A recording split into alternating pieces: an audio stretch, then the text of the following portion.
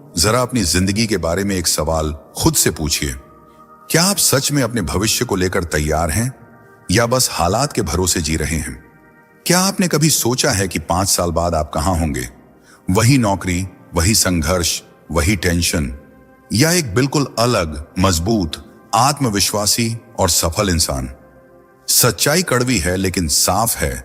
जो लोग अपने भविष्य का सामना करने की हिम्मत नहीं करते, भविष्य उन्हें झकझोर कर सिखाता है। और जो लोग पहले से तैयार हो जाते हैं, वही आगे चलकर लीडर बनते हैं, वही भीड़ से अलग खड़े होते हैं। आज की इस वीडियो में हम बात करने वाले हैं किताब फ्यूचर फेसिंग के बारे में, जिसे लिखा है केल्विन डब्ल्यू नेथन ने। यह किताब सिर्फ भविष्य के बारे में सोचने की नहीं, बल्कि उसे गढ़ने की मानसिकता सिखाती है। यह किताब आपको बताएगी कि आने वाले कल से डरना नहीं है, उसे फेस करना है, उसे पकड़ना है और उसे अपने हिसाब से मोड़ना है। क्योंकि भविष्य किसी का इंतजार नहीं करता, वह सिर्फ उन्हीं के साथ चलता है जो उसके लिए तैयार होते हैं। सोचिए, अगर आज से ही आप अपने डर, अपनी टाल मटोल, अपनी कमजोरियों को पहचान लें और उन पर काम शुरू कर दें, तो 1 साल बाद आपकी लाइफ कितनी बदल सकती है। लेकिन समस्या क्या है? समस्या यह है कि हम ज्यादातर लोग भविष्य के बारे में सोचते तो हैं, लेकिन एक्शन नहीं लेते। हम प्लान बनाते हैं लेकिन डिसिप्लिन नहीं रखते। हम बड़े सपने देखते हैं लेकिन छोटी छोटी आदतों में हार जाते हैं। यही वो जगह है जहां यह किताब हमें झकझोरती है। यह हमें सिखाती है कि भविष्य का सामना करने के लिए पहले अपने दिमाग को बदलना होगा, अपनी सोच को अपग्रेड करना होगा और अपने डर को सीधा आंखों में देखकर कहना होगा, अब मैं भागूंगा नहीं। इस पूरी वीडियो में हम जानेंगे कि कैसे आप अनिश्चितता को अवसर में बदल सकते हैं, कैसे आप बदलाव से डरने की बजाय उसे गले लगा सकते हैं और कैसे आप अपने जीवन को एक नई दिशा दे सकते हैं। लेकिन ध्यान रखिए, यह सिर्फ एक कहानी नहीं है, यह एक चैलेंज है। एक चैलेंज खुद को बेहतर बनाने का, एक चैलेंज अपने कंफर्ट जोन को तोड़ने का और एक चैलेंज अपने भविष्य को अपने हाथों में लेने का। अगर आप इस वीडियो को अंत तक ध्यान से देखेंगे तो शायद आपका नजरिया ही बदल जाए। शायद आप आज के बाद देखते हैं क्या होता है वाला इंसान नहीं रहेंगे, बल्कि मैं तय करूंगा क्या होगा वाला इंसान बन जाएंगे। तो तैयार हो जाइए अपने भविष्य का सामना करने के लिए, क्योंकि आने वाले अध्यायों में हम एक एक करके उन सिद्धांतों को समझेंगे जो आपकी सोच, आपकी आदतों और आपकी दिशा को पूरी तरह बदल सकते हैं। और अगर आप सच में चाहते हैं कि आपकी जिंदगी में बदलाव आए, अगर आप चाहते हैं कि आप भीड़ में खोने की बजाय भीड़ को लीड करें, तो इस वीडियो को आखिर तक जरूर देखिए। और अगर आपको ऐसी ही मोटिवेशनल और लाइफ चेंजिंग किताबों की गहरी, दिल को छू लेने वाली ऑडियो बुक समरी पसंद आती है, तो अभी वीडियो को लाइक कर दीजिए, चैनल को सब्सक्राइब कर लीजिए और बेल आइकन दबा दीजिए ताकि हर नई वीडियो सबसे पहले आप तक पहुंचे। अब वक्त आ गया है बहाने छोड़ने का और अपने भविष्य का सामना करने का। चलिए शुरू करते हैं। अध्याय 1, भविष्य का डर या भविष्य की तैयारी। दोस्तों, इस अध्याय की शुरुआत एक बहुत कड़वे लेकिन सच्चे सवाल से होती है। हम भविष्य से डरते क्यों हैं? क्या भविष्य सच में डरावना है या हमारा असुरक्षित मन उसे डरावना बना देता है?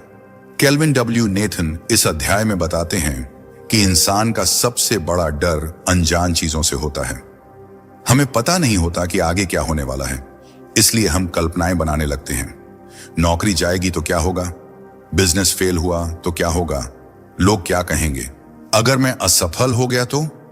लेकिन लेखक कहते हैं कि भविष्य कभी भी खुद डर पैदा नहीं करता, डर हमारी सोच पैदा करती है। जब हम तैयारी नहीं करते, तब हमें भविष्य पहाड़ जैसा लगता है। जब हम तैयारी शुरू कर देते हैं, वही भविष्य सीढ़ी बन जाता है। सोचिए, 2 तरह के लोग होते हैं। एक वो जो हर बदलाव से घबराते हैं और दूसरे वो जो हर बदलाव में मौका ढूंढते हैं। पहला व्यक्ति हमेशा शिकायत करता है कि समय खराब है, हालात खराब हैं, किस्मत साथ नहीं दे रही। दूसरा व्यक्ति वही हालात देखकर कहता है, यही मौका है खुद को बेहतर बनाने का। फर्क सिर्फ सोच का है और यही इस अध्याय की सबसे बड़ी सीख है। लेखक बताते हैं कि भविष्य का सामना करने के लिए सबसे पहले हमें अपनी मानसिकता बदलनी होगी। अगर आपका दिमाग हर परिस्थिति में खतरा ढूंढता रहेगा तो आप कभी आगे नहीं बढ़ पाएंगे। लेकिन अगर आपका दिमाग हर परिस्थिति में अवसर ढूंढना सीख जाए तो आप किसी भी हालात में मजबूत रहेंगे। इस अध्याय में एक बहुत गहरी बात कही गई है। तैयारी आत्मविश्वास को जन्म देती है। जब आप रोज थोड़ा थोड़ा सीखते हैं, अपनी स्किल्स सुधारते हैं अपने डर का सामना करते हैं तो धीरे धीरे आपका आत्मविश्वास बढ़ता है। फिर भविष्य आपको डराता नहीं बल्कि उत्साहित करता है। आप सोचते हैं आने दो, जो भी आएगा मैं तैयार हूं। लेकिन समस्या यह है कि हम में से ज्यादातर लोग तैयारी की बजाय टाल मटोल करते हैं। हम सोचते हैं कि अभी तो समय है, कल से शुरू करेंगे, अगले महीने से मेहनत करेंगे, अगले साल से प्लान बनाएंगे। और यही टाल मटोल धीरे धीरे हमारे आत्मविश्वास को खा जाती है। जब समय आता है तब हम तैयार नहीं होते और फिर हम कहते हैं किस्मत खराब थी। लेखक साफ कहते हैं कि किस्मत से ज्यादा ताकतवर तैयारी होती है। इस अध्याय में यह भी बताया गया है कि भविष्य का डर अक्सर हमारे पिछले अनुभवों से जुड़ा होता है। अगर हम पहले असफल हुए हैं तो हमें लगता है कि आगे भी असफल होंगे, लेकिन असफलता भविष्य की गारंटी नहीं होती, वह सिर्फ एक सबक होती है।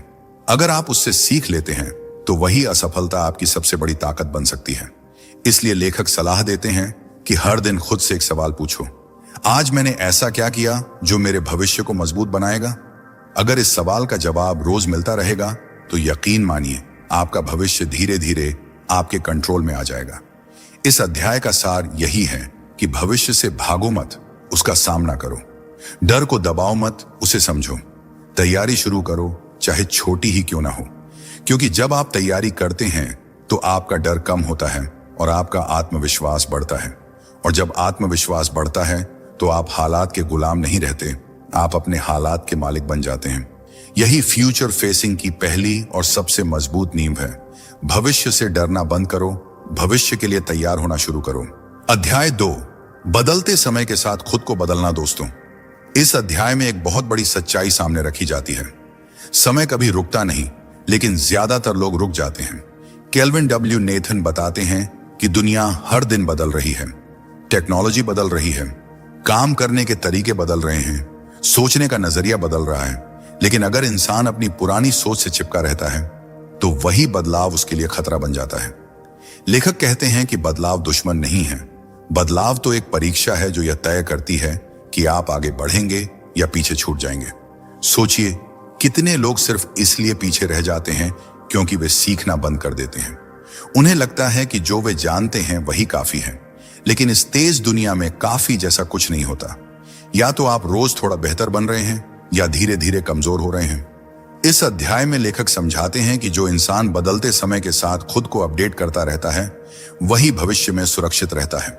जो इंसान सीखना बंद कर देता है वह धीरे धीरे अप्रासंगिक हो जाता है। यह बात सुनने में कठोर लग सकती है, लेकिन यही सच्चाई है। लेखक एक मजबूत उदाहरण देते हैं। अगर कोई पेड़ तेज हवा में कठोर होकर खड़ा रहे और झुके ही नहीं तो वह टूट जाता है, लेकिन जो पेड़ लचीला होता है वह हवा के साथ झुकता है और फिर सीधा हो जाता है। यही लचीलापन इंसान के जीवन में भी जरूरी है। अगर आप हर बदलाव का विरोध करेंगे तो आप मानसिक रूप से थक जाएंगे, लेकिन अगर आप बदलाव को स्वीकार करेंगे और उससे सीखेंगे तो वही बदलाव आपकी ताकत बन जाएगा। इस अध्याय में एक और गहरी बात कही गई है। कंफर्ट जोन सबसे बड़ा जाल है। जब जिंदगी आराम से चल रही होती है तब हमें लगता है कि सब ठीक है, लेकिन लेखक कहते हैं कि असली खतरा वहीं छुपा होता है, क्योंकि कंफर्ट जोन में रहकर हम अपनी क्षमता को सीमित कर देते हैं। हमें लगता है कि हम बस इतने ही काबिल हैं, जबकि सच्चाई यह है कि इंसान की क्षमता उसकी सोच से कहीं ज्यादा होती है। जब आप खुद को नई परिस्थितियों में डालते हैं, नई चीजें सीखते हैं, नई चुनौतियां स्वीकार करते हैं, तभी आपका असली विकास होता है। लेखक यह भी कहते हैं कि बदलते समय में सबसे बड़ी स्किल है सीखने की आदत। अगर आप हर दिन कुछ नया सीखते हैं, चाहे छोटी सी चीज ही क्यों ना हो, तो आप धीरे धीरे खुद को भविष्य के लिए तैयार कर रहे हैं। लेकिन अगर आप सोचते हैं कि मुझे सब आता है, तो यही सोच आपको पीछे कर देगी। इस अध्याय का सार यह है कि भविष्य उन्हीं का है जो लचीले हैं, जो सीखने के लिए तैयार हैं और जो अपने अहंकार को एक तरफ रखकर खुद को अपग्रेड करते रहते हैं। बदलाव से मत भागो, उसे गले लगाओ, क्योंकि बदलाव ही वह पुल है जो आज को कल से जोड़ता है। अगर आप उस पुल पर चलने की हिम्मत रखते हैं तो आपका भविष्य मजबूत होगा। अगर आप वहीं खड़े रह गए तो समय आपको पीछे छोड़ देगा। इसलिए आज से तय कीजिए कि आप रुकेंगे नहीं, सीखना बंद नहीं करेंगे और हर नए बदलाव को एक मौके की तरह देखेंगे। यही इस अध्याय की सबसे बड़ी सीख है। समय बदल रहा है तो आपको भी बदलना होगा, वरना समय आपको बदल देगा। अध्याय 3, जिम्मेदारी लेना ही असली ताकत है। इस अध्याय में केल्विन डब्ल्यू नेथन एक ऐसी सच्चाई सामने रखते हैं जिसे ज्यादातर लोग सुनना तो नहीं चाहते, लेकिन अगर मान लें तो उनकी जिंदगी बदल सकती है। लेखक कहते हैं कि जब तक आप अपनी जिंदगी की पूरी जिम्मेदारी नहीं लेते, तब तक आप अपने भविष्य को कंट्रोल नहीं कर सकते। हम में से अधिकतर लोग अपनी असफलताओं का कारण हालात, किस्मत, परिवार, पैसे की कमी या दूसरों के व्यवहार को मान लेते हैं। लेकिन सच यह है कि जब हम दोष बाहर ढूंढते हैं, तब हम अपनी ताकत भी बाहर दे देते हैं। जिस दिन आप ये मान लेते हैं कि मेरी स्थिति का जिम्मेदार मैं खुद हूं, उसी दिन आपके अंदर एक नई शक्ति जन्म लेती है। लेखक समझाते हैं कि जिम्मेदारी लेना मतलब खुद को दोष देना नहीं है, बल्कि यह स्वीकार करना है कि मेरे फैसले, मेरी आदतें और मेरा रवैया ही मेरे भविष्य को बना या बिगाड़ रहा है। अगर आज आपकी जिंदगी वैसी नहीं है जैसी आप चाहते हैं, तो इसका मतलब यह नहीं कि सब खत्म हो गया। इसका मतलब सिर्फ इतना है कि आपको अपने फैसलों को बदलना होगा। इस अध्याय में एक बहुत गहरी बात कही गई है। शिकायत करने से भविष्य नहीं बदलता, लेकिन जिम्मेदारी लेने से दिशा बदल जाती है। सोचिए, जब भी कोई समस्या आती है, दो रास्ते होते हैं। पहला रास्ता है शिकायत करना, गुस्सा करना और खुद को बेबस समझना। दूसरा रास्ता है शांत होकर सोचना कि मैं इस स्थिति को बेहतर बनाने के लिए क्या कर सकता हूं। जो लोग दूसरा रास्ता चुनते हैं, वही धीरे धीरे मजबूत बनते हैं। लेखक कहते हैं कि जिम्मेदारी लेने वाला व्यक्ति कभी भी पूरी तरह असहाय नहीं होता, क्योंकि वह हर परिस्थिति में कुछ न कुछ सीखता है। वह हर गलती को सबक की तरह देखता है, हर असफलता को फीडबैक की तरह लेता है। यही सोच उसे आगे बढ़ाती है। इस अध्याय में यह भी बताया गया है कि जब आप अपनी जिंदगी की जिम्मेदारी लेते हैं, तो आपका आत्मसम्मान बढ़ता है। आप खुद को पीड़ित नहीं, बल्कि निर्माता समझने लगते हैं। और जो इंसान खुद को निर्माता समझता है, वही अपनी किस्मत को भी नया आकार दे सकता है। लेखक हमें यह समझाते हैं कि जिम्मेदारी लेने का मतलब है अपने समय का सही उपयोग करना, अपनी आदतों को सुधारना, अपने लक्ष्यों के लिए लगातार प्रयास करना। यह आसान नहीं है, क्योंकि जिम्मेदारी लेने का मतलब बहाने छोड़ना है, और बहाने छोड़ना सबसे कठिन काम होता है। लेकिन जिस दिन आप यह तय कर लेते हैं कि अब मैं बहाने नहीं बनाऊंगा, अब मैं खुद को नहीं रोकूंगा, उसी दिन आपकी असली ग्रोथ शुरू होती है। इस अध्याय का सार यही है कि भविष्य किसी और के हाथ में नहीं है, न सरकार के, न परिवार के, न किस्मत के। भविष्य आपके फैसलों में छिपा है। अगर आप अपने फैसलों की जिम्मेदारी लेने को तैयार हैं, तो आप अपने भविष्य को बदलने की ताकत भी रखते हैं। इसलिए आज से एक वादा कीजिए, मैं अपनी जिंदगी का दर्शक नहीं रहूंगा, मैं उसका जिम्मेदार किरदार बनूंगा, क्योंकि जिम्मेदारी ही वह चाबी है जो भविष्य के दरवाजे खोलती है। अध्याय 4, दूरदृष्टि की ताकत और स्पष्ट लक्ष्य। इस अध्याय में केल्विन डब्ल्यू नेथन एक ऐसी बात समझाते हैं जो साधारण लगती है, लेकिन पूरी जिंदगी बदल सकती है। अगर आपको पता ही नहीं कि जाना कहां है, तो आप कहीं भी पहुंच सकते हैं, और शायद वह जगह आपको पसंद भी ना आए। ज्यादातर लोग मेहनत तो करते हैं, भाग दौड़ भी करते हैं, लेकिन उनके पास स्पष्ट दिशा नहीं होती। वे रोज व्यस्त रहते हैं, पर प्रगति नहीं करते। लेखक कहते हैं कि व्यस्त होना और प्रोडक्टिव होना दो अलग चीजें हैं।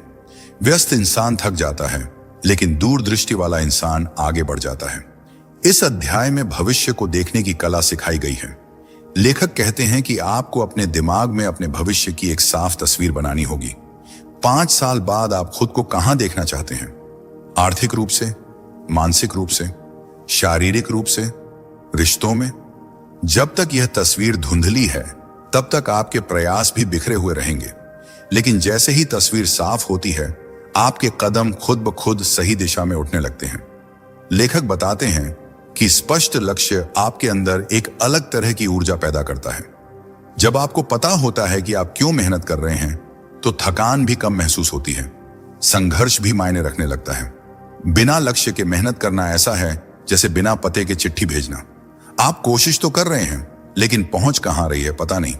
इस अध्याय में एक महत्वपूर्ण बात यह भी कही गई है कि लक्ष्य सिर्फ सपनों की तरह नहीं होने चाहिए, बल्कि उन्हें लिखना चाहिए, तोड़ना चाहिए और रोजाना के एक्शन में बदलना चाहिए।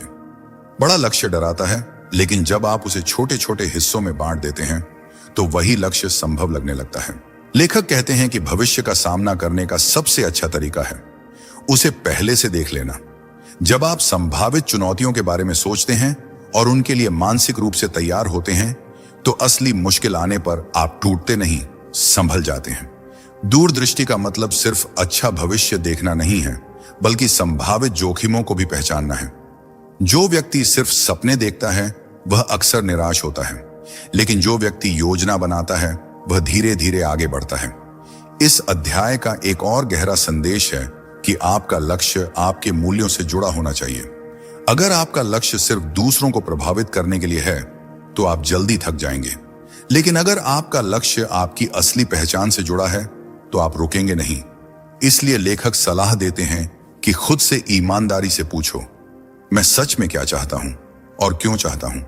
जब यह क्यों मजबूत होता है तो कैसे अपने आप रास्ता ढूंढ लेता है।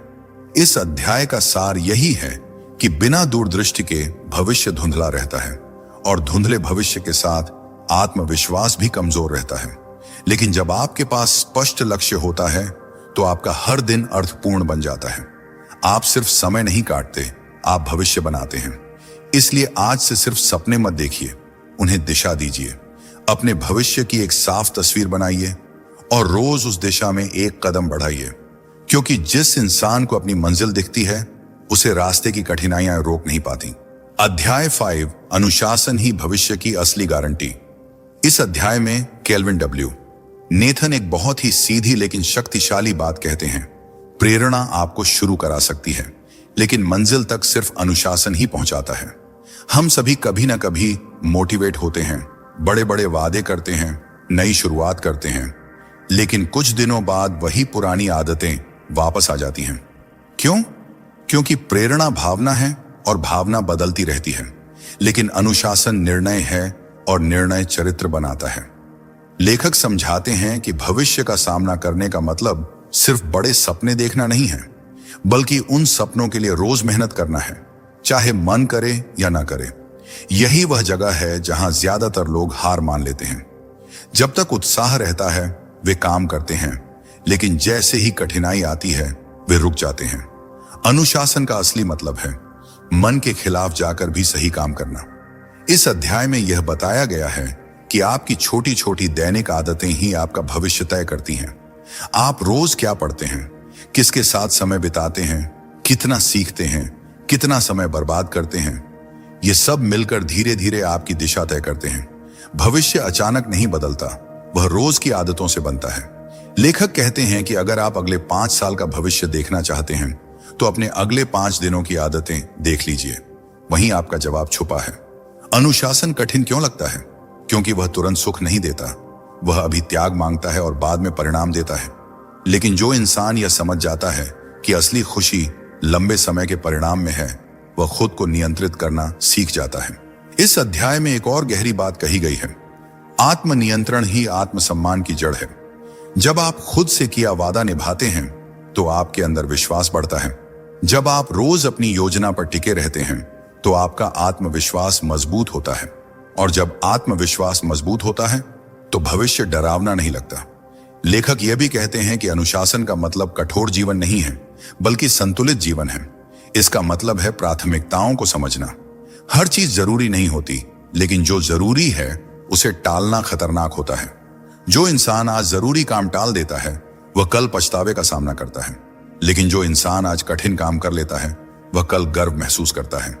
इस अध्याय का सार यही है कि भविष्य किस्मत से नहीं बनता, वह अनुशासन से बनता है। अगर आप रोज थोड़ा थोड़ा खुद को बेहतर बनाते हैं, अपने लक्ष्य की दिशा में कदम बढ़ाते हैं, तो समय के साथ परिणाम जरूर मिलेगा। इसीलिए प्रेरणा का इंतजार मत कीजिए, मन का मूड सही होने का इंतजार मत कीजिए। बस निर्णय लीजिए कि चाहे जो हो, मैं अपने लक्ष्य के लिए रोज काम करूंगा, क्योंकि अंत में जीत उसी की होती है जो टिकता है, और टिके रहने की ताकत अनुशासन से आती है। अध्याय 6, असफलता को अवसर में बदलने की कला। इस अध्याय में केल्विन डब्ल्यू नेथन एक ऐसी सच्चाई सामने रखते हैं जिसे समझ लेने वाला इंसान कभी टूटता नहीं। असफलता अंत नहीं है, वह दिशा बदलने का संकेत है। ज्यादातर लोग जैसे ही असफल होते हैं वे खुद को असफल मान लेते हैं। वे सोचते हैं कि शायद वे काबिल नहीं हैं, शायद किस्मत उनके साथ नहीं है, शायद अब कोशिश करने का कोई फायदा नहीं। लेकिन लेखक कहते हैं कि असफलता आपकी पहचान नहीं है, वह सिर्फ एक परिणाम है और परिणाम बदले जा सकते हैं। इस अध्याय में यह समझाया गया है कि भविष्य का सामना करने का मतलब है असफलताओं से डरना नहीं, बल्कि उन्हें स्वीकार करना। जब आप कोई बड़ा लक्ष्य रखते हैं तो रास्ते में रुकावटें आना तय है। अगर आप हर रुकावट को दीवार समझेंगे तो आप रुक जाएंगे, लेकिन अगर आप उसे सीढ़ी समझेंगे तो आप ऊपर चढ़ते जाएंगे। फर्क नजरिए का है। लेखक बताते हैं कि हर असफलता में एक संदेश छुपा होता है। वह आपको बताती है कि कहां सुधार की जरूरत है, कौन सी रणनीति गलत थी, कौन सी आदत कमजोर थी।